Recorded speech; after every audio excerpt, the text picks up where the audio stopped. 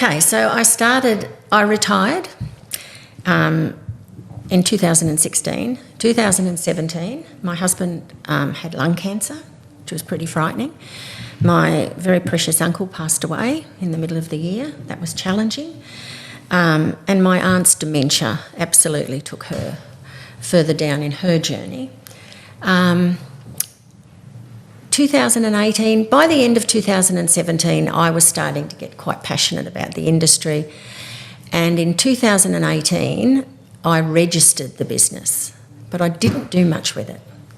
I just thought my aunt had got to the point where we couldn't manage her pain levels quite the same. We needed to get some nurses in.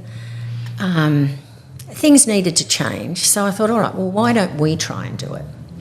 So I hired some folk that came in and looked after my aunt. And I think we got 2 other clients of friends who came in and said, would you look after my sister or would you look after my mum? And we took those on, and that's all we did.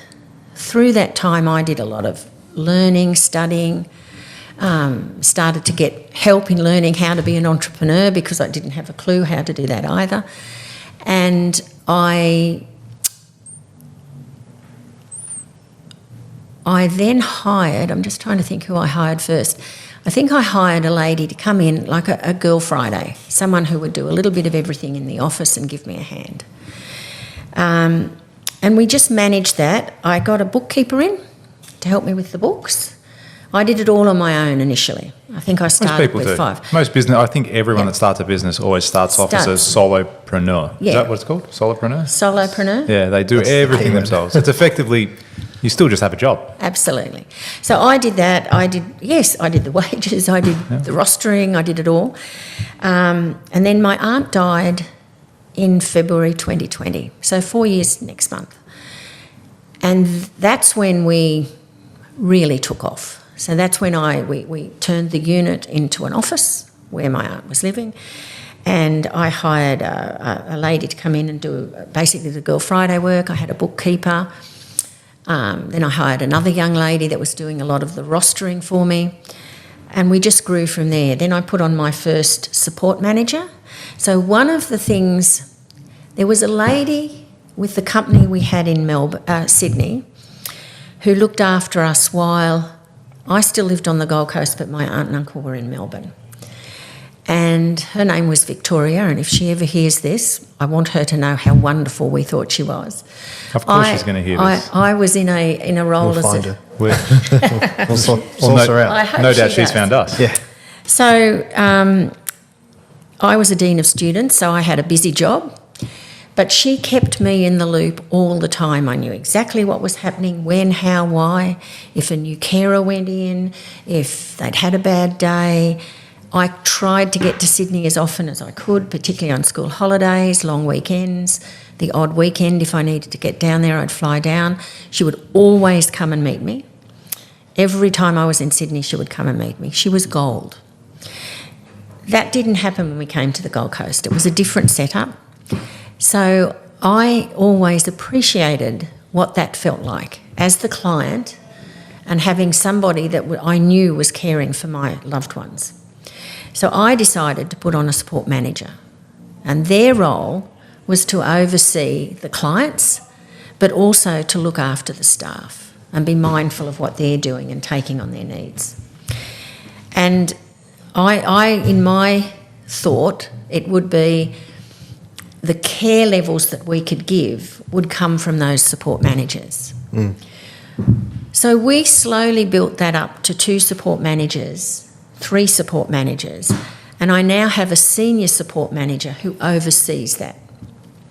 So we've got the service team now, and that will grow as we put on more clients. If we need them, we'll put on another support manager, just making sure that they don't burn out.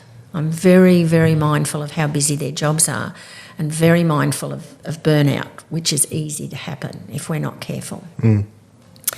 I've now got a development manager, one in aged care and one in disability care. So 2 ladies work in the office, and then another lady who takes care of compliancing and all of the other jobs that need to be done. And that's our office staff. 7 of us, yes. And and I've got an accountant. She works off campus, see? The old school thing coming in. She works from home, but she's wonderful. She is a great help to us. So that's our team as it stands today, and we just grew our clientele from there. But it's been quite a journey, and there's been ups and downs. We've financially struggled at times. You lose a client, and that can make a massive difference. We've had a couple of clients pass away, which is really sad, but it happens. Not to sound insensitive, but that also would affect cash flow, I'm assuming? Of course it does. Yeah, because then it's like you're thinking out, let's think purely business right now. It's like that person passes away, then that income immediately stops. And is it government? Can you explain the government funding in this space as well? Because you don't receive the funding from government per se, or do you get government funding at all for your actual business? Okay, so My Aged Care provide funding for those who are aged. NDIS provide funding for those with disability. And what's NDIS for those that don't know? The National Insurance Disability Scheme. Yeah. So if somebody has a disability, then they can find themselves, or certainly find someone to help them find a support coordinator. So if you like this clip and you want to watch another one, click just over here. Or if you want to watch the full episode, you can click over here. Don't forget to subscribe to the channel, and thanks for watching.